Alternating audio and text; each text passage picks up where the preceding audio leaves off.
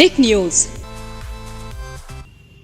एक बयान तेजस्वी यादव का असदुद्दीन ओवैसी के खिलाफ बीजेपी की बी टीम कह देना इतना भारी पड़ेगा तेजस्वी पर, शायद उन्होंने भी ये नहीं सोचा था।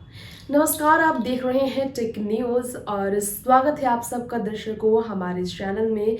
इस वक्त मैं आप सबकी होस्ट शक्ति लेकर आई हूं आज की बड़ी खबर। बिहार की सियासत की तरफ सीधा रुख करते हुए AIMIM पार्टी को लेकर बात करेंगे हम यहाँ किस प्रकार से असदुद्दीन ओवैसी ने दिल पे ले ली है बात तेजस्वी की। बीजेपी की बी टीम असदुद्दीन ओवैसी की पार्टी को तेजस्वी ने कहा, और ये कहने पर तेजस्वी ने सोचा नहीं था आने वाले भविष्य में उनके लिए चुनौतियां पहले भी कई नेता खड़े कर रहे हैं और विपक्षी दल से अब AIMIM भी खड़ी करेगी। जी हाँ, बिल्कुल सही सुना आपने। तेजस्वी यादव के खिलाफ कड़ा कदम लेने के लिए तैयार है असदुद्दीन ओवैसी। अब AIMIM पार्टी का क्या वो फैसला है जिससे तेजस्वी यादव और RJD की मुश्किलें बड़ी होगी और भी ज्यादा बढ़ेगी। और तो और तेजस्वी जो CM बनने का ख्वाब सजाकर बैठे हैं उनके लिए ये ख्वाब पूरा करना और कितने मुश्किल और चुनौतीपूर्ण होने वाला है, इस पर भी हम जिक्र करेंगे। तो आइए इसके लिए बिना देर किए हुए रिपोर्ट की तरफ बढ़ते हैं। देखिए रिपोर्ट। कभी कांग्रेस तो कभी आम आदमी पार्टी के खिलाफ बोलने वाले, लगातार भाजपा की बी टीम कहे जाने वाले AIMIM को अब सीधी महागठबंधन RJD और JDU की मुसीबत बढ़ाने का काम करते हुए देखा जा रहा है। जी हाँ, बिल्कुल सही सुना आपने। इस महीने हुए उपचुनाव से पहले डिप्टी CM तेजस्वी यादव ने बिहार में असदुद्दीन ओवैसी की पार्टी को बीजेपी की बी टीम करार दिया था।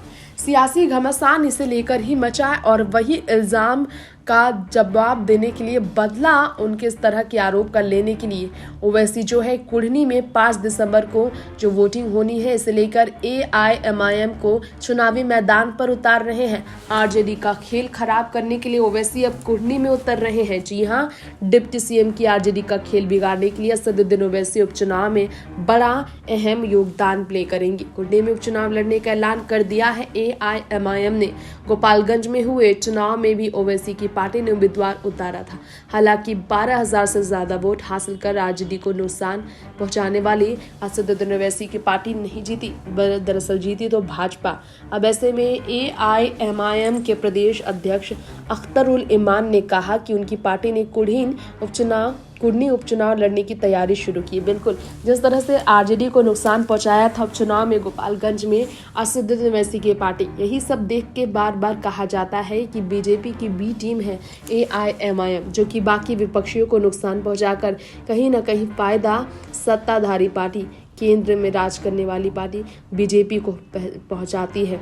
मुजफ्फरपुर जिले की कुढ़नी विधानसभा सीट पर उपचुनाव के लिए 5 दिसंबर को मतदान होना है और इसे लेकर ही असदुद्दीन ओवैसी पूरी तरह से सतर्क है।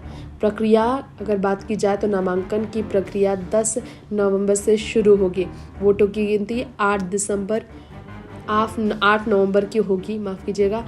ऐसे में उपचुनाव को लेकर कुढ़नी में नौबत तो आ गई है क्योंकि अशोक गहलोत को काफ़ी देखा जाए तो इस वक्त स्थिति बदलते हुए देखा जा रहा है कांग्रेस की तरफ से, लेकिन असदुद्दीन ओवैसी जो है पीछे हटने का नाम नहीं ले रहे हैं। महागठबंधन से इस सीट पर RJD के ही किसी उम्मीदवार को टिकट जाने की संभावना है, तो नुकसान RJD को होगा, JDU को नहीं।